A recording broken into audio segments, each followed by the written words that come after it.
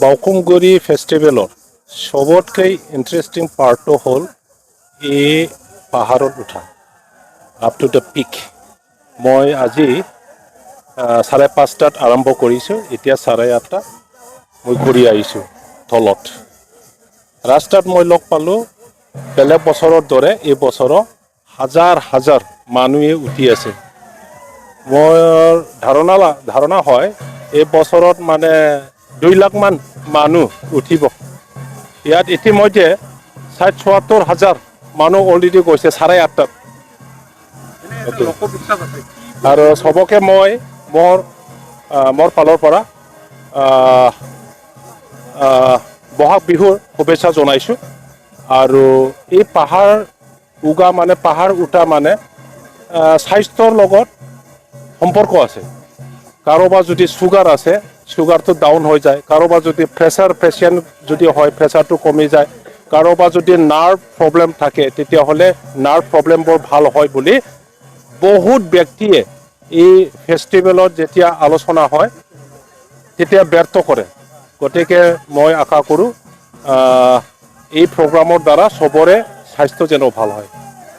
কি মন্দিৰ আছে তাতে বাথৌ আৰু পূজা কৰিব যায় দেৱদেৱসকলে? তাত পূজা কৰাটো একচুৱেলি মেইন পাৰ্পছ নহয়। তাতে উঠি পেলাই আমাৰ বড়োসকলৰ যিটো পৰম্পৰা, ইয়াত যিটো বাউকুংগ্ৰী যি প্ৰিন্সেছ আছিলে, এই প্ৰিন্সেছে তাতে নিজৰ পিএনচি যাৰ লগত বিয়া হ'ব লাগিছিলে, এই ল'ৰাজন যেতিয়া যুদ্ধত মৰি যায়, তেতিয়া আজিৰ দিনাখন সংক্ৰান্তিৰ দিনাখন এই প্ৰিন্সেছো এই পাহাৰত উঠিছিলে।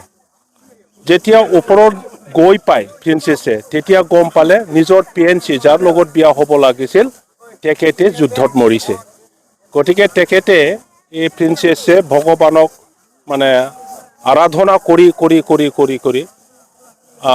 এই পাহাৰৰ ওপৰতে নিজৰ জীৱনটো ত্যাগ কৰিছে, বাউদোং মানে ছেক্ৰিফাইচ কৰিছে।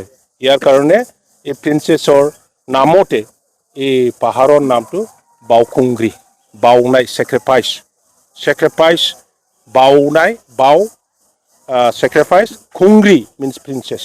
মই ডেপুটি চিফ হৈ থাকোঁতে টুৰিজিম ডিপাৰ্টমেণ্টক চাইছিলোঁ। মই টুৰিজিম ডিপাৰ্টমেণ্ট চাই পেলাই আমাৰ বড়োলেণ্ডত টুৰিজিম প্ৰডাক্ট কি হ'ব পাৰে ইয়াৰ ওপৰত ৰিচাৰ্চ কৰা হৈছিল।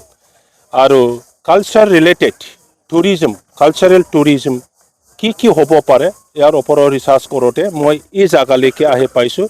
এই ওচৰ চুবুৰীয়াত থকা পেৰিফেৰেল এৰিয়াত থকা মানুহসকলৰ লগত মই ইণ্টাৰেক্ট কৰিছোঁ। তাতে বহুতো কথা মই শুনিবলৈ পাইছোঁ, ফক টেইল, আগৰ কথাবোৰ গাঁৱৰ বুঢ়া বুঢ়ী মানুহবিলাকে কৈছে।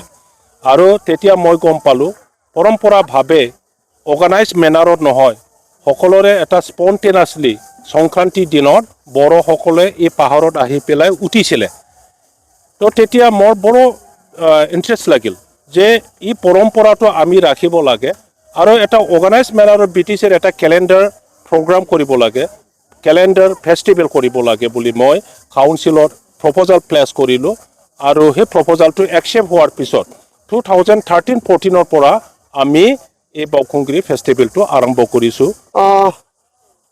পোনপ্ৰথমে আমাৰ আজি যে আমাৰ বাউকুংগ্ৰী ফেষ্টিভেল অন্তিম দিন বা সংক্ৰান্তিৰ দিনা